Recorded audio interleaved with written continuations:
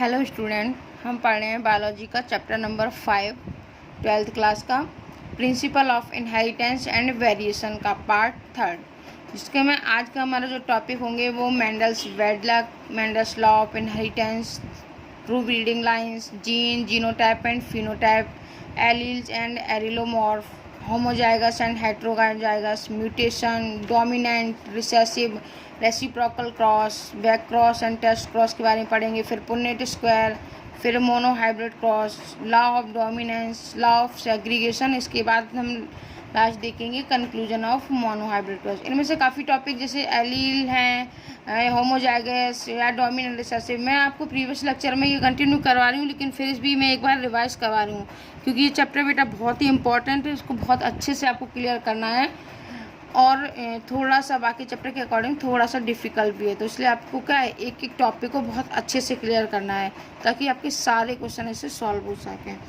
तो सबसे पहले चलो हम लोग स्टार्ट करते हैं। सबसे पहले देखेंगे मेंडल्स वेडलॉक। मेंडल्स का वेडलॉक क्या था? Mendel's work could not attract the attention of other scientist during his life time. मतलब मेंडल के वर्क के टाइम पे उन्हें इतना भी अटेंशन नहीं मिला जितना कि बाकी के साइंटिस्ट को मिल रहा था उस टाइम पे। मतलब मेंडल को अपनी लाइफ में एक साइंटिस्ट होने की का जो बोल सकते हैं दर्जा वो उन्हें नहीं मिला था। और जो मेंडल की डेथ हो गई थी, ही डाइड इन 1884 में मेंडल की क्या हो गई थी? डेथ हो गई। जब मेंडल की डेथ हो गई थी तो इन 19 rediscovery of Mendelism was done by 3 scientist. जो मेंडल की डेथ के बाद में 1900 ईयर्स में मेंडल की रीडिस्कवरी हुई और इस जो रीडिस्कवरी की वो 3 साइंटिस्ट ने की। उन 3 साइंटिस्ट में सबसे पहला नाम है आपका ह्यूगो ड्रीवीज का, जो हॉलैंड के रहने वाले थे। दूसरे थे कार्ल कॉरेंस, जो जर्मनी के रहने वाले थे। और थर्ड साइंटिस्ट थे शेरमार्क, जो ऑस्ट्रिया के रहने वाले थे। इन मेंडल के कार्यों को या उनके नियमों का यानी बोल सकते हैं कि ये जो 3 साइंटिस्ट हैं इन्होंने मेंडल के कार्यों को क्या दिया? रूल दिए, मतलब नियम दिए। जो नियम दिए हैं वो किन्हें? मेंडल के कार्यों को इन 3 साइंटिस्ट ने दिया है। फर्स्ट कौन से थे? ह्यूगो ड्रीवीज, कार्ल कॉरेंस एंड शेरमार्क। जो ह्यूगो ड्रीवीज थे वो हॉलैंड के रहने वाले थे, कार्ल कॉरेंस जर्मनी के और शेरमार्क ऑस्ट्रिया के। इसके बाद अब हम लोग नेक्स्ट हेडिंग पे आते हैं कि मेंडल्स वेडलॉक। मेंडल्स के वेडलॉक में ये हमने इतना देखा तो आप इतना समझ सकते हैं कि जो मेंडल की अपनी टाइम में अगर उन्हें पता ही नहीं था कि उन्होंने जो डिस्कवरी की है वो कितनी बड़ी खोज की है और उनको उसका क्रेडिट नहीं मिला, तो ये में क्या था? मेंडल का वेडलॉक था। अब हम लोग स्टार्ट करेंगे कि Mendel's law of inheritance. Mendel का लॉ ऑफ कौन सा? इनहेरिटेंस। इसमें देखेंगे ट्रू ब्रीडिंग लाइंस। पहले से मैंने प्रीवियस लेक्चर में आपको बताया है कि ट्रू ब्रीडिंग लाइंस क्या होती है। तो ट्रू ब्रीडिंग लाइंस का मतलब है बेटा कि एक ऐसी वैरायटी, एक ऐसा किस्म जिसको आप कंटिन्यूस सेल्फ पॉलिनेट कराएंगे तो और सेल्फ पॉलिनेशन कराने में जिसमें हमेशा आगे की जो जनरेशन में एक ही प्रकार का करैक्टर दिखाई देगा। जैसे अगर आपने रेड फ्लावर है तो वो आगे की जो जनरेशन में जाएगा वो रेड ही बनेगा। टॉल है तो वो टॉल ही बनेगा। मतलब वो वो प्योर होगा, उसमें कोई दूसरा करैक्टर देखने को नहीं मिलेगा। अब ट्रू ब्रीडिंग प्लांट में सारे के सारे जो भी या फिर हम बोल सकते हैं कि ट्रू ब्रीडिंग लाइंस का मीन्स है, उसका मतलब ये है कि होमोजाइगस प्लांट, ऐसे प्लांट जो केवल वाइट फ्लावर हैं, अगर तो केवल वाइट फ्लावर हैं तो वो वाइट फ्लावर को ही प्रोड्यूस करेगा। यदि इसमें सेल्फिंग होगी, मतलब ट्रू ब्रीडिंग का मतलब है कि कोई एक ऐसा करैक्टर वही हर पीढ़ी में शो होगा। मान लो प्योर पर्पल फ्लावर है तो अगली पीढ़ी में पर्पल फ्लावर ही शो होगा, जब तक कि आप क्रॉस पॉलिनेशन नहीं करवाएंगे। क्रॉस पॉलिनेशन होगा तब वो करैक्टर चेंज हो जाएगा, लेकिन अगर सेल्फ पॉलिनेशन हो रहा तो वो क्या है? ट्रू ब्रीडिंग लाइन जैसा कि करैक्टर है इस पीरियड में वही करैक्टर आगे की नेक्स्ट जनरेशन में भी शो होगा। अब Mendel selected 14 true breeding P plant. Mendel ने सेलेक्ट किए थे 14 ट्रू ब्रीडिंग पी प्लांट को, और अगर यह वैरायटी को, जिसमें वैरायटी के बेस पे कितने थे? 7 पेयर थे। As pairs which were similar except for 1 character with contrasting trait. उसमें से क्या था? 1 कैरेक्टर कैसा था? कंट्रास्टिंग ट्रेट में था। ये तो हो गई मेंडल के इनहेरिटेंस लॉ के बारे में, कुछ ट्रू रीडिंग लाइंस के बारे में मैंने आपको बता दिया, क्योंकि ये क्या था, इंपॉर्टेंट था। आगे आपको समझ में नहीं आता कि वो ये ट्रू रीडिंग लाइंस आखिर है क्या। अगर मैं आपको बेटा ट्रू रीडिंग लाइंस का मैं आपको एग्जाम्पल के तौर पे मैं आपको बताऊं कि ट्रू रीडिंग लाइंस का एग्जाम्पल, जैसे मैंने आपको बोला अगर मैं ट्रू रीडिंग लाइंस का एग्जाम्पल लूँ तो जैसे कि ये कैपिटल टी है और ये कैपिटल टी है, तो जो नेक्स्ट जनरेशन में जाएगी ये क्या है, प्योर, ये प्योर ट्रू रीडिंग लाइन है, प्योर ट्रू रीडिंग लाइन है।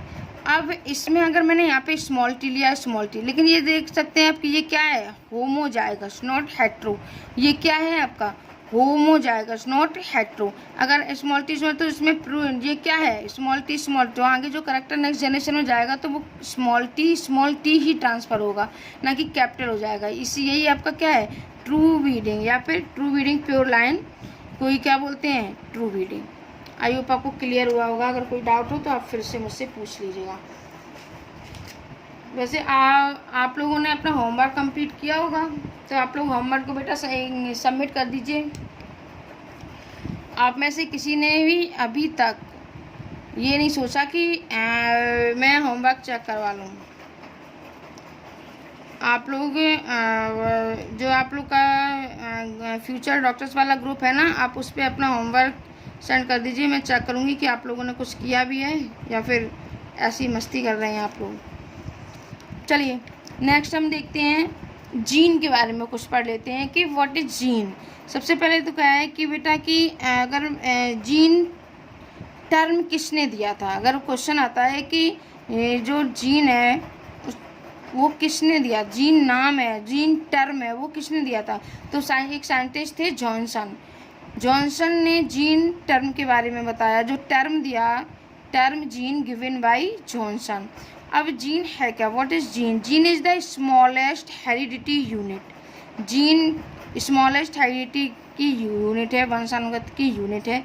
Gene is the part of DNA having a particular information. Gene जो है वो पार्ट किसका है, डीएनए का एक पार्ट है जिसपे एक पर्टिकुलर क्या प्रेजेंट होती है, information. Gene is made up of polynucleotide have information for translation. बेटा जो जीन है वो मेड अप बने होते हैं किसके, पॉलीन्यूक्लियोटाइड के, और ये जीन है हैव इंफॉर्मेशन फॉर ट्रांसलेशन, ये इंफॉर्मेशन को क्या करते हैं, ट्रांसलेट करते हैं। Present on a particular locus on the chromosome, और जो जीन है वो एक पर्टिकुलर लोकेशन पे, लोकस को कभी कभी लोकाई वर्ड से भी रिप्रेजेंट करते हैं, एक पर्टिकुलर लोकेशन पर प्रेजेंट होते हैं किसके, क्रोमोसोम का।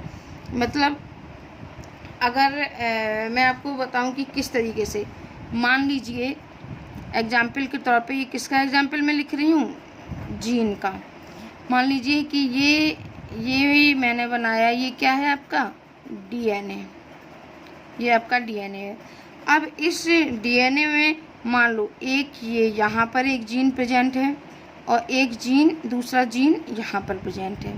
डीएनए का फर्स्ट जीन यहाँ पर प्रेजेंट है और सेकंड जीन इस समय यहाँ पर प्रेजेंट है, किसमें, डीएनए में। अब फिर ये क्या करता है कि कंडेंस डीएनए कंप्रेस होकर क्या बन जाता है, क्रोमोसोम। अब यही मान लो ये फर्स्ट है, ये सेकंड है, तो यही वाला जो डीएनए है ये अपने आप को इस तरीके से क्या कर लेता है, कंप्रेस कर लेगा। इस तरीके से डीएनए ने अपने को क्या कर लिया, कंप्रेस कर लिया। अब ये जो कंप्रेस किया हुआ डीएनए है, तो इसी डीएनए के ऊपर ये यहाँ पर फर्स्ट जीन, ये सेकंड जीन, यहाँ पे इसने डीएनए ने अपने आप को क्या किया, कंप्रेस किया।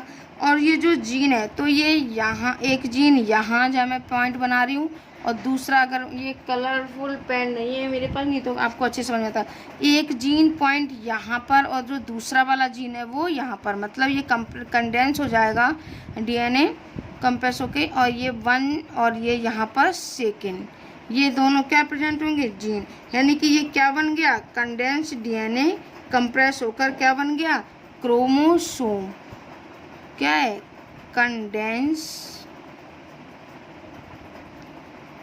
डीएनए, ये क्या है, कंडेंस डीएनए है जो कि कंप्रेस होके क्या बन गया है, अब ये क्रोमोसोम क्या बन गया, क्रोमोसोम, और क्रोमोसोम में क्या प्रेजेंट होते हैं आपके ये जीन 1 2।